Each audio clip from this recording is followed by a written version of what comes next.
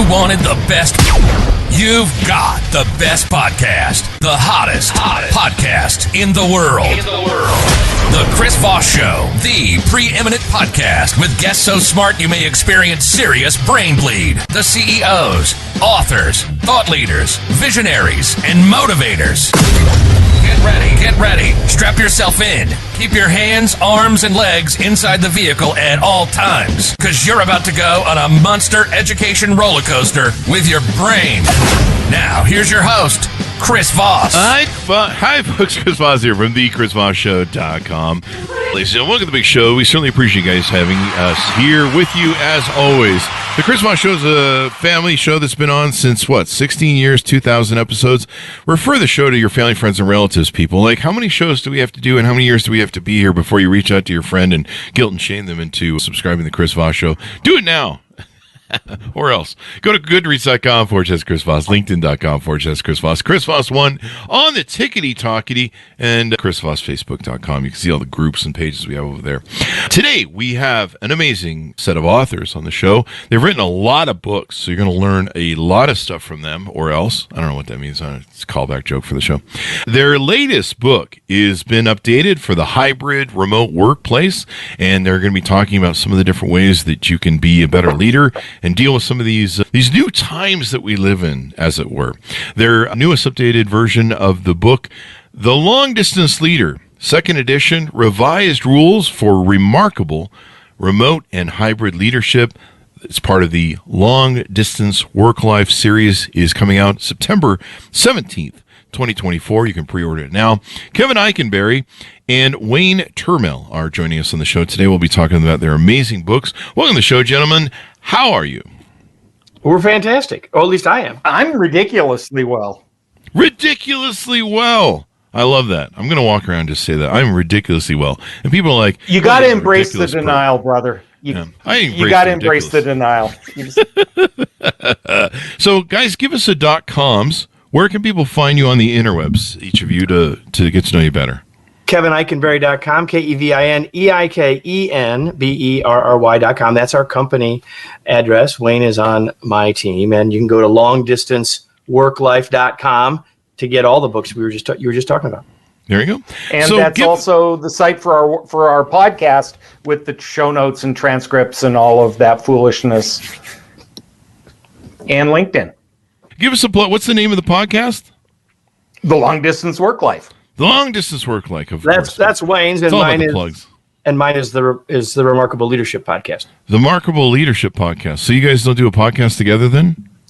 We don't. Maybe you should. Do you get along that well? No, I'm just kidding. That's actually how we met.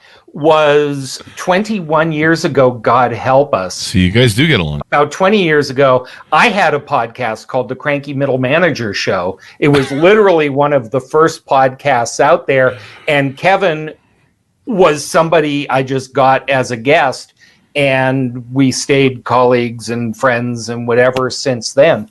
That's awesome. So you never know what this is going to lead to, is the thing. And it's like the old Gillette commercial, Chris. You know, I liked the company so much I bought it. So after we worked together for a long time and we collaborated in a bunch of ways, then I bought his company. That's awesome. Collaboration made with technology. So, guys, give us a little bit of your background. Just a quick run on your biographies, if you would. So Wayne's been in this space, helping people communicate effectively remotely for a long time, 20 years. Mm-hmm. And again, that's sort of how we got connected. And among writing a bunch of books and doing a lot of training and consulting and coaching around working and leading at a distance, mm-hmm. he's also a novelist. Yeah, and Kevin's too. Kevin's been in the leadership space. He's far more of a grown-up, mature human than me. So he's pushing 30 years in this space and the author of multiple books, most notably Remarkable Leadership. And, at one point I was specializing in remote and virtual communication. Kevin has always been about what we think of as traditional leadership in the workplace. And rather than invent two separate wheels, when remote work became such a hot topic, that's how we came together and merged. Yeah, you guys really predated the whole COVID remote working thing. That's what I was going to say. It all started. I mean, when we said it started to be a hot topic, but when we first started talking about it, I'd already had a remote team for a number of years at that point. It wasn't what it became, right? When Corona was no longer a beer, right? When Corona was no longer a beer. So give us, guys, and I'll let you each throw in here. Give us a 30,000 overview of what's in the new, updated, revised second edition, The Long-Distance Leader. Yeah, really, there's two parts that are new. The first is the technology has clearly changed. The book came out in 2018. Zoom did not exist. It went from what's Zoom to a verb to a syndrome in 2 years. And, Microsoft Teams was still Skype for Business. So we needed to update the technology part. But I think the other thing that is perhaps most valuable in the new version is just a focus on hybrid leadership. There was this notion that we return to the office and some people are in and some people are out, but it's kind of back to normal.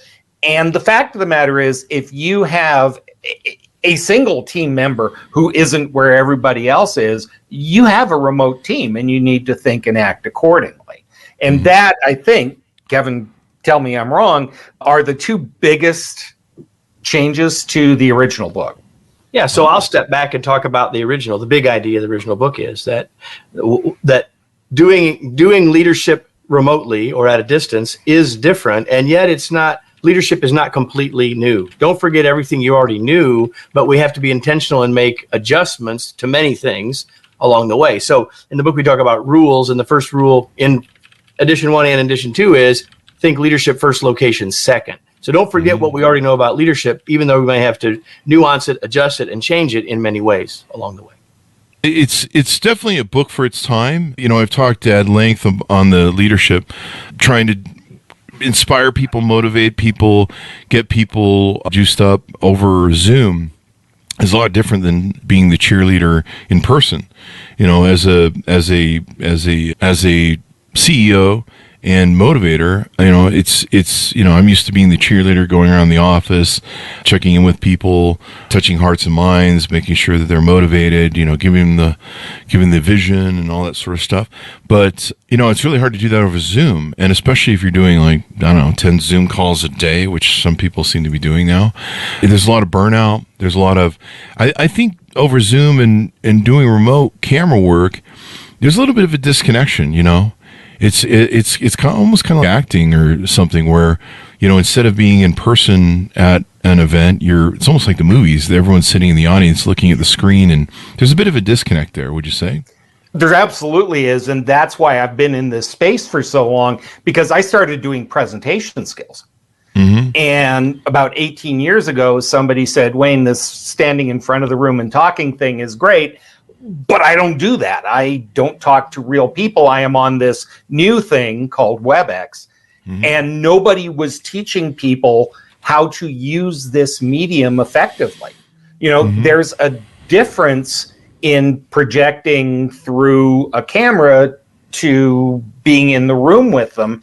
And even things like teaching classes or giving talks or whatever, it's totally different because there's no energy exchange like there is when you're in the room. People are nodding and grinning and giving you the Scooby-Doo face and, laughing at your silly jokes. And there's an energy flow that goes when you're there.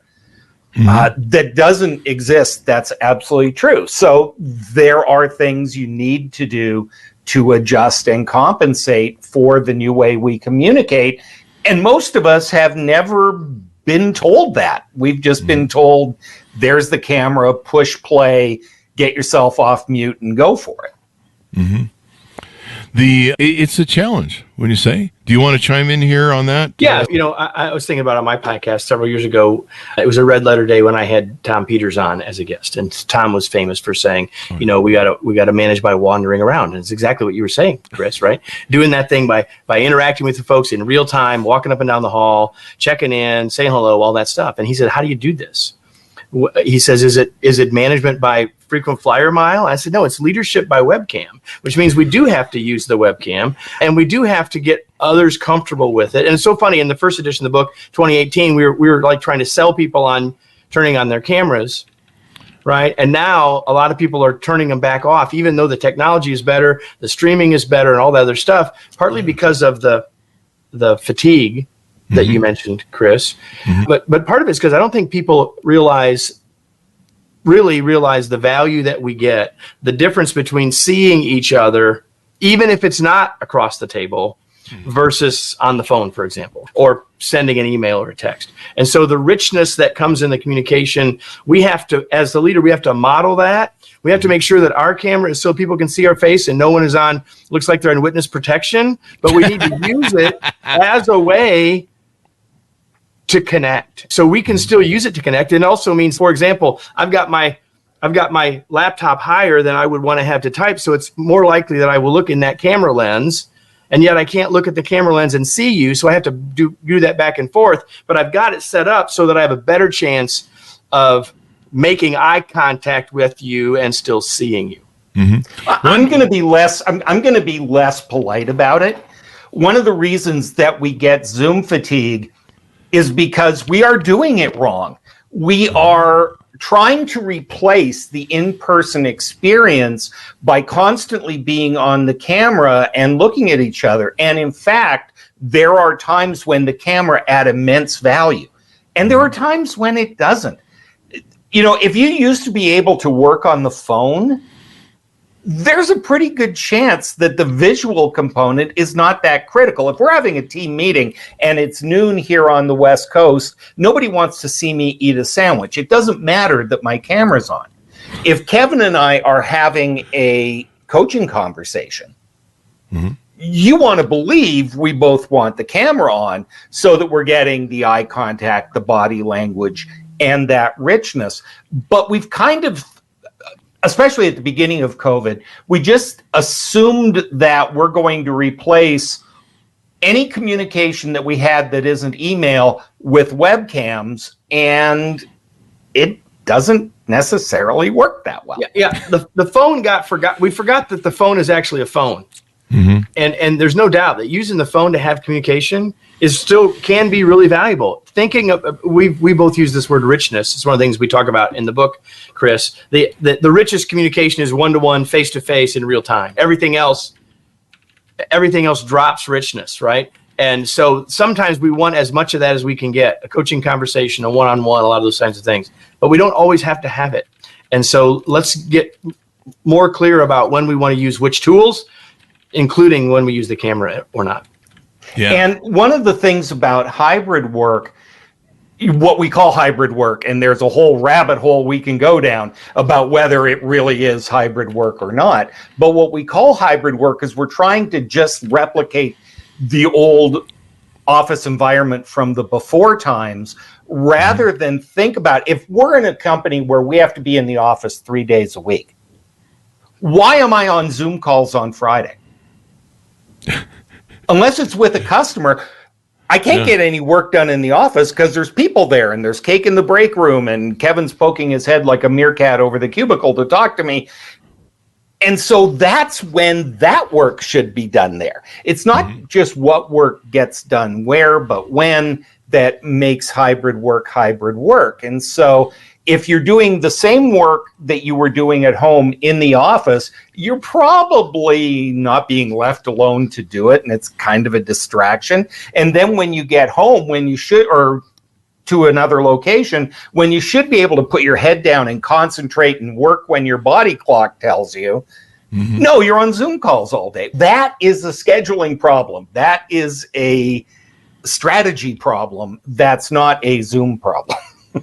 Yeah, the big picture challenge is people say, if I worked at home, and when I was working at home, I had my headphones on and I was working, and I came to the office, put my headphones on and working, why should I come to the office? You're right, you shouldn't. The work should be different on the days we're in the office than the days that we're not. We have a client who uses this phrase, although it's getting misused at the client, but I love the phrase, presence with a purpose. Like when we're together, let's do the things that add most value when we're together. So you guys talk in the book about a concept you guys call the 3-0 model that refocuses leaders to think about outcomes. Tell us about what that means. Yeah, so we think this is Kevin's baby. This is how we think about leadership. Leadership is about reaching valuable outcomes with and through others, and who we are, the third O, ourselves, makes a difference. Like how we lead, how we show up, the way we lead, whether it's virtually or in person, makes a difference, right? And so the 3 O's are outcomes, others, and ourselves. And so much of the issue and challenge, Chris, that people have had sort of societally around the return to work and all that stuff is really a tension between the outcomes and what others want. And so rather than treating it like a tension, we should think about how we do that together to actually get better outcomes with and through others. And if we do it that way, we're really getting at the essence of leadership. Wayne, do you want to chime in on that? I just think that's the thing, right? Is when we talk about could people work remotely, should they come into the office, what do we do about that? Everything starts with the outcomes you want. What do you need to do to get the work done? What is the work? Who does what with which and to whom? What are the handoffs? Where are the choke points? If you can define that, then you can start to make some very smart decisions about when and where do people work. Mm-hmm. You were saying, you need to come in and see the vision statement, and the CEO can walk around and give everybody that. The big thing about why did we have to all return to the office was they said it's the culture, right? We got to create the culture. We have to maintain the culture. Your company has a culture. The question is it the one that you want it to have? Definitely. And what we've done, there's another model in the book, also 3 points. Kevin likes alliteration, so these are the 3 C's. But when people say, how do I define our culture? The cutesy HR response is always, culture is this is how we do it here. But can you define the it? What is it that you do? If you look at your company, the first thing you look at is communicating. How do we communicate? How do we want to communicate? What tools are we going to use? What style of communication? Do we have a lot of meetings? Do we have asynchronous? The second one is the same as outcomes. That's collaboration. How does work get done? Who does the handoffs? When does stuff get done so that we're cranking out great work for the customer? And then the third thing is cohesion, where you decide, how do we want to interact with each other? What kind of place do we want to be? Do we want to be highly competitive? Do we want to be collegial? Is fun at a premium? Are we allowed to have a good time, or are we super serious? These are all decisions that get made that make up the kind of company that you have. Do companies or leaders need to sit down and have like a Zoom meeting strategy, a remote working strategy? It sounds like your guys' instruction to people is they really need to sit down and rethink probably everything, jobs, job titles, job duties, what's effective, what's not, can this be done remotely, but also like principles of culture on how a Zoom meeting is held, when to know that it's time to throw in the towel on a meeting. One of the things I do like about Zoom meetings is, and maybe I do this because I'm a bit of a comedian and I work the audience, or when you're a speaker, as you guys know, you work the audience. And so when you see people that are tuned out or you're not connecting with, it can kind of get to you. You kind of start focusing on that person. And sometimes that's kind of if you really study body language too, you can watch people and how they're responding to whatever vision you're selling or pitching or whatever, you're trying to get everybody motivated to do. And so I do like that from Zoom, because you can be like, hey, Bob up there, he looks like he's a little disconnected and he's not really focused, or people will do things with their faces that give away, maybe talking about something and they're just looking painful. Oh my God, this sounds like a real, not into this. Funny. It's funny that you say that, Chris, because earlier today I was leading a session for a client and there was about 200 people on a Teams call, but it's the same thing, right? And I said, hey, I got a free gift for if a few people will get on their camera. So I've got some visual feedback, right? Because there's 200 of them. I don't need a 200-person Brady Bunch screen, but I do need a little bit of feedback. So a few people were willing to come on, and then I get that that feedback, a little bit of that energy Wayne was talking about, and I get some of that, Chris, that you're talking about. But again, back to your earlier point, do we need to rethink some of this stuff? I think the key word I would use, and we talk about in the book, is the word intention. Like things that we used to do because that's how we've always done them, or it's just what happens, now must be done with more intention. Apparently, I'm the rules guy today. I don't know when that happened, because that's not the dynamic in our lives. That is not the real life thing. But apparently, I'm the rules guy.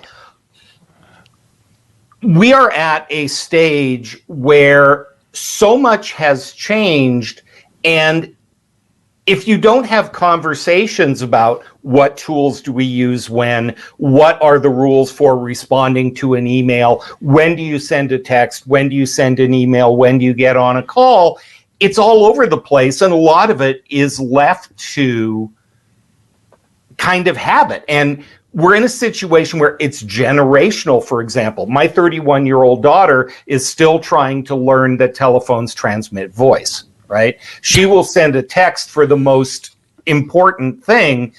Wow. Dad wants to have a conversation, an actual honest-to-goodness conversation. We have all of these tools at our disposal, and if we aren't conscious and intentional, there's that word again, about what tools do we use when, it's really easy to make bad decisions. Give you an example. Worst one I can think of, my wife was once fired by instant messenger. Now, Fired by instant messenger? she was fired by instant messenger. I wish I was kidding about that. Wow. Now, I think most sentient human beings would have your response and go, oh my gosh, that's awful. But from this manager's standpoint, there was no drama. She was unemployed at the end of the call. Now, it says everything about the culture, and do you really want to work at a place that would do that? Yeah. But here's an easier example. It's 4:00 on a Thursday afternoon. Kevin has to give Wayne some feedback, but you know what? I'm going to send him an email and talk to him in the morning.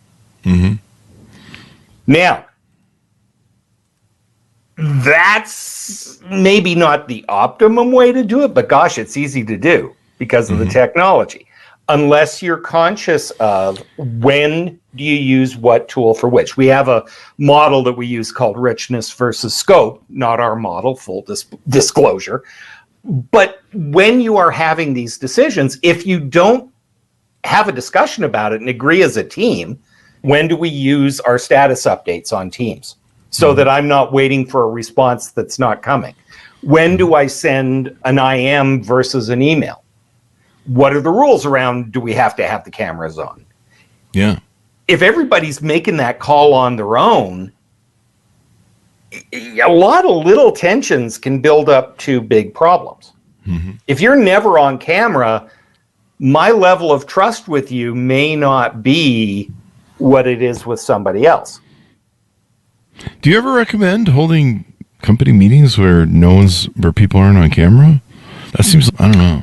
It's kind of like putting a bag over your head in live person. Well, there are organizations that they may say we prefer that you do, but not everyone does, and that would not be our recommendation. And it depends on the amount of richness.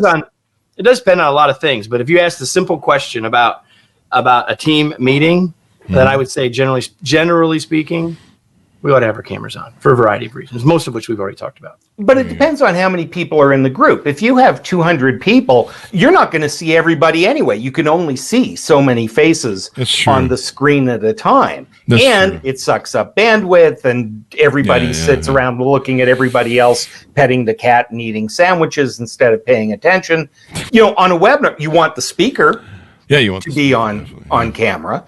You want anybody who's speaking, if their voice goes live, their camera comes on. That's good meeting management. But does everybody have to be on the camera all the time? In that situation, probably not. Yeah. It can make all the difference in the world, really, when it comes down to all of it. What are some other aspects of the book maybe we haven't talked about that we need to tease out? I think one of the things that we need to talk, Wayne hinted at it a little bit ago. In fact, I was with a client in person earlier this week, and we were talking about coaching and feedback. And so we were talking about how do you do coaching when your folks are remote. And I think that I'll just say that most of the things that you might, if you're a skilled coach already, then you're most of the way there.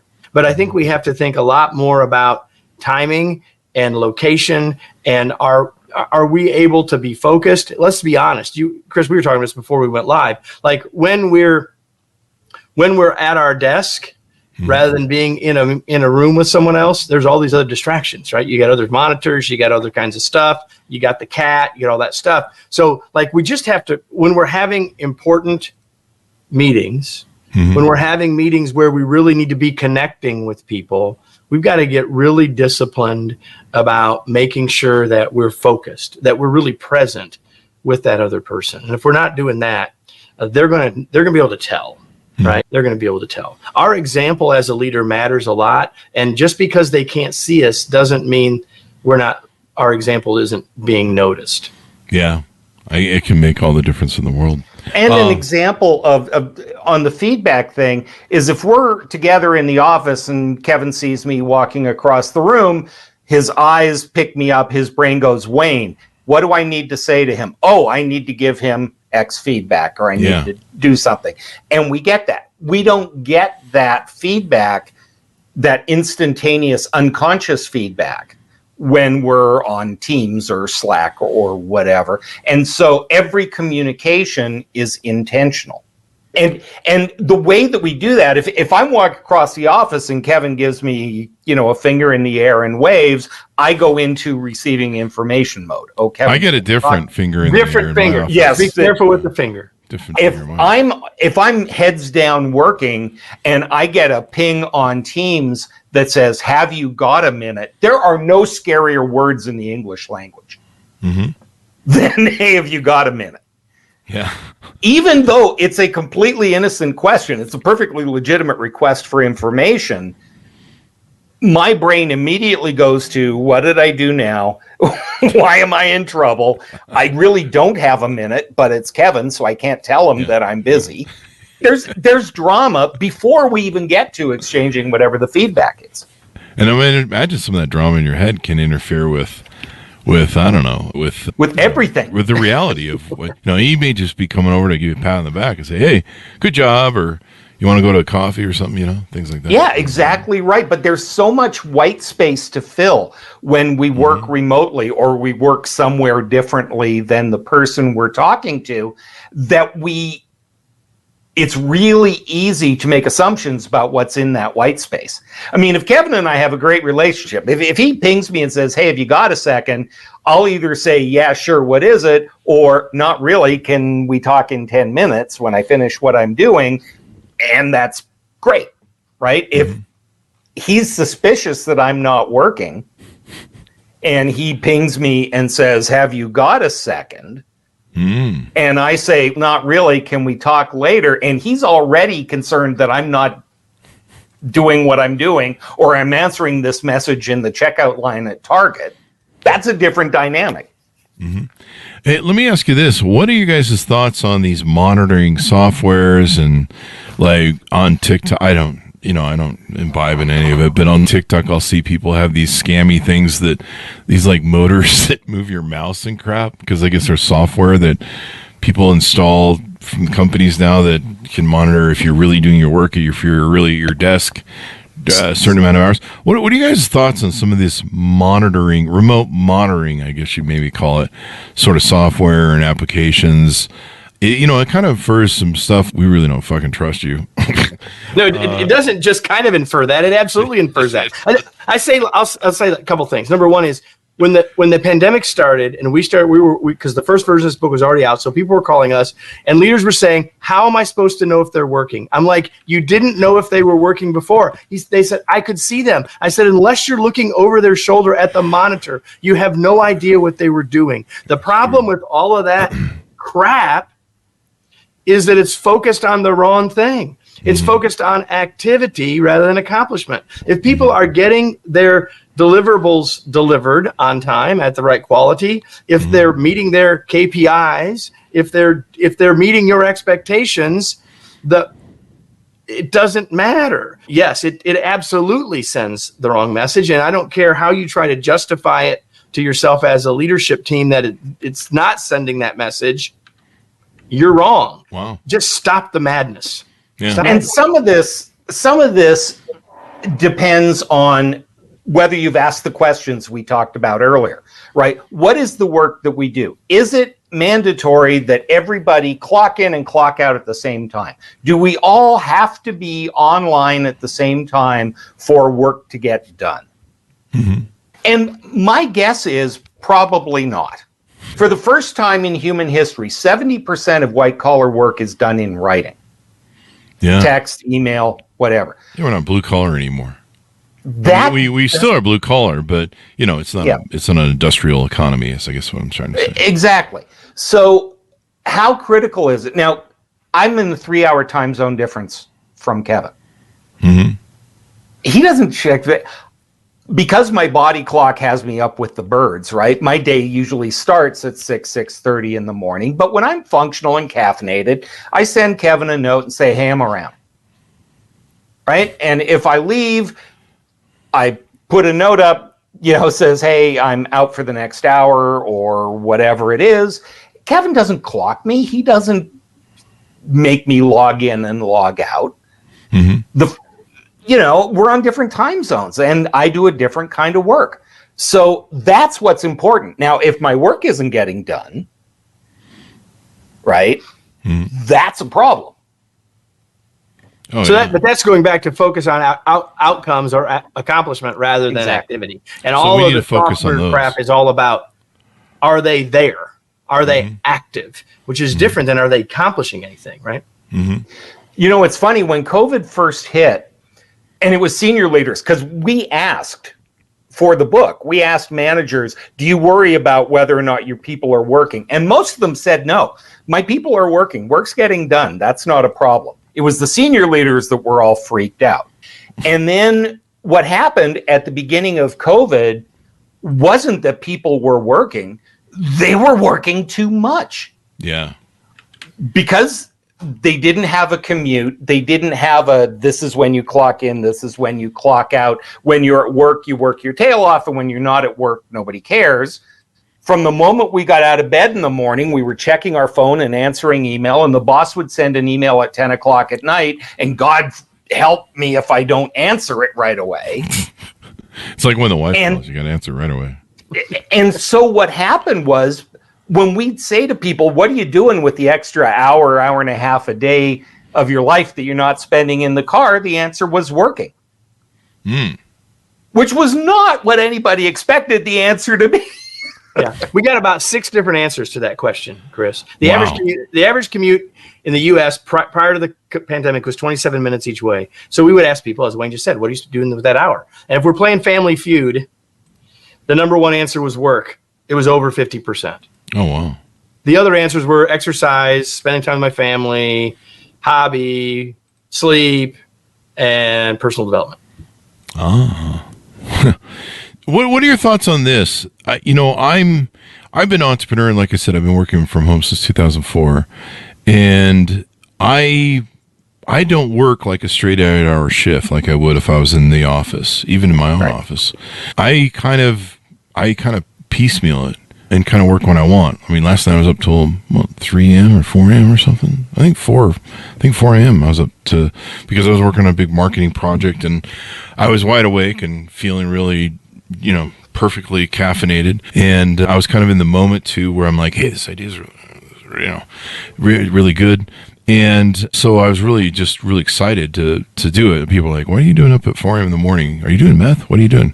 No, I was just really into this idea. But it was the work I had to do to put all together and my thoughts on it. So I was up till 4 in the morning. And some of that work was stuff I'd been thinking about all day while I was doing other stuff, having fun, playing with my dogs, maybe shopping, eating out, and it's kind of weird where there's not really an 8-hour period anymore. People piecemeal, or at least I do. They piecemeal through their life, Sometimes it's one of those things where you're like, I screwed around all day watching video games and YouTube videos and TikTok, and I better scramble and do that work, There is some of that, but it's also, we are learning how the brain works. The brain doesn't start working at 9 a.m. and at 4:30 it needs a break. We can only work in kind of white hot spurts. If you look at the Pomodoro method or all kinds of methods of productivity, what you realize is you can focus for a very limited period of time and you can crank a lot of work out in that time, but then your brain needs a rest. Now, if you're at home, that's when the dishwasher gets unloaded, the dog gets walked, I catch Sports Center at noon, whatever it is. But work gets done because our brain doesn't just crank for 8 hours at a row. And when we have the flexibility of remote work or not being tied to a piece of real estate, we can work when our brain works. I'm a morning person. I am useless at 3 p.m. Duly noted. So, Chris, I would just say that I think that that sounds like a confirmation. Your example is people for a long time have said, "Oh yeah, he's an entrepreneur. It's his own business." That has made sense. I believe the future of work into the future will be more flexible like that, even in a corporate role. We'll eventually get to flexibility, not just of where we work and how we work, but when we work. I believe that's where we're headed, and organizations that can support that, I think will be at a competitive advantage. Let me ask you this. Go ahead. Just to bounce off what Kevin said, it's going to be different for every person in every organization. The big thing is now the 4-day work week. I would go insane with a 4-day work week. I am really good with 6 4-hour days. I can crank stuff out, and I don't need 2 whole days with absolutely nothing if I'm not draining myself the rest of the week. When do we do our best work, and can we get the results as a result is what should be driving this. Definitely. Let me ask you this. Part of it is as I'm thinking about what we're talking about here, one of the things that are about this is, there's a lot of distractions at home. So, a kid spills something, right? Or a kid needs some food. Obviously we know that people are working at home, their families are there, their dogs are there, whatever their family members sort of thing is. And there's like interruptions that can happen when you're at home that don't happen when you're at the office. And so do we need to be sensitive to those things? And also when we look at trying to measure how much people are working, realizing that, look, maybe it's a measurement of, did they get the job done today? Or is it like a time burner? So like those people that have the mouse things and the monitoring and all that kind of thing, they're looking for hardcore time. But once again, one thing I've noticed, like we do a lot of LinkedIn marketing. We have for, a decade and a half or something. And one thing we always noticed was people tend to be working really hard on Monday. And they don't respond to emails much. They don't respond to marketing much. They're pretty much head down on Monday, probably catching up on all the email, fires from over the weekend. But Tuesday, they start reading emails and they start being involved in different things online and different things like that. Friday, and this has been a thing for, I don't know, how long I've been on LinkedIn, but Friday is goof off day. Like they're just fucking around on Friday pretty much. And most of my employees in my office pretty much always were. Friday was always kind of it was questionable. I hear people say we don't need a 4-day work week. I'm like, I don't know. I'm pretty sure people don't need that Friday from my experience. We have casual Friday now. We've kind of just admitted we're phoning it in on Friday. That's part of the thing. And this goes back to what you're saying about working from home, right? Mm-hmm. Is it's maximum flexibility. We treat remote work in the US for the most part like it's binary. You're in the office or you're working from home. Home is not always a great place to get work done either. There are third places. I can't get work done in a coffee shop. My brain doesn't work that way. I have the attention span of an Irish setter. But there have been times when I need a co-working space for a couple of hours to get something done.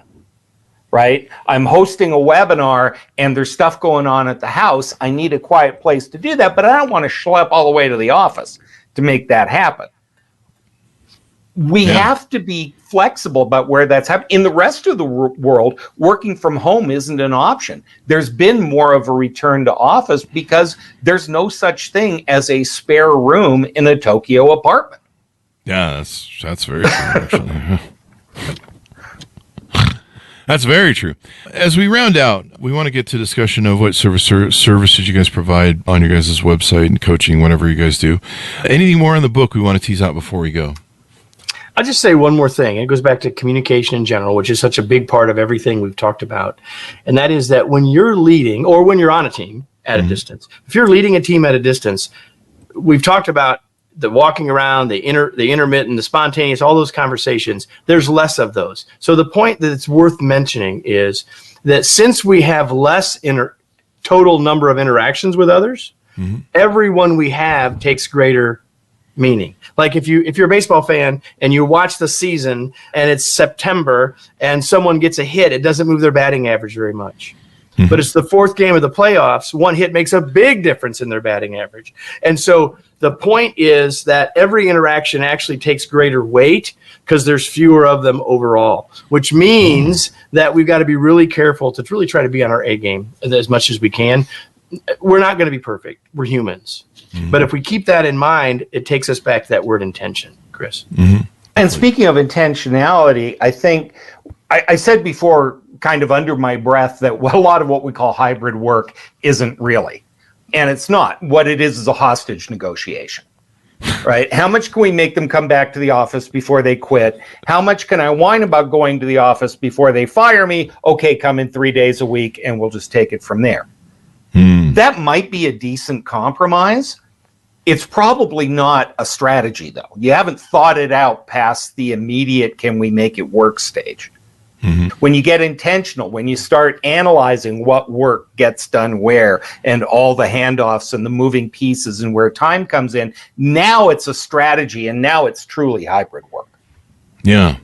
It's an interesting dynamic that we live in. So tell us about services people might find at your guys' website that they can reach out to you, things that you might offer, consulting, speaking, et cetera, et cetera. Sure. And it is most of the things on that list, Chris. So we deliver virtual training and coaching around all of the kinds of things we've been talking about today, both for leaders and for teammates and for teams. But we have a whole range of services, both e-learning, in-person, and virtual delivery for sort of all manner of leadership, not simply the remote component. I co-wrote a book called From Bud to Boss. So we do a tremendous amount of work with new and frontline leaders around the world. And we've got all sorts of materials, training, consulting to help people with organizational culture, organizational change, leadership development. Hey, Wayne? It's his group, what he said.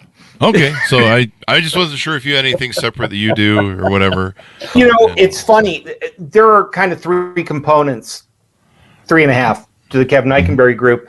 There's the piece that Kevin was leading, the remarkable, everything based on kind of remarkable leadership. And it's kind of morphed into manager to leader kind of thinking. There's Bud to Boss, which is new and first line supervisor. And there's what I brought in with the Remote Leadership Institute, which is remote. And they're all kind of morphing together, but they all share a DNA. So really, we can look at the leaders in your organization and adapt the learning to where they are. Guys, it's been very insightful to learn more about what you guys do and how you do it on the show. Give us your .coms as we go out and final pitch outs. KevinEikenberry.com, remote work life. Did I get that right? Yeah. Long distance work life, Kevin. Long-Distance-Worklife.com, KevinEikenberry.com, and RemarkablePodcast.com.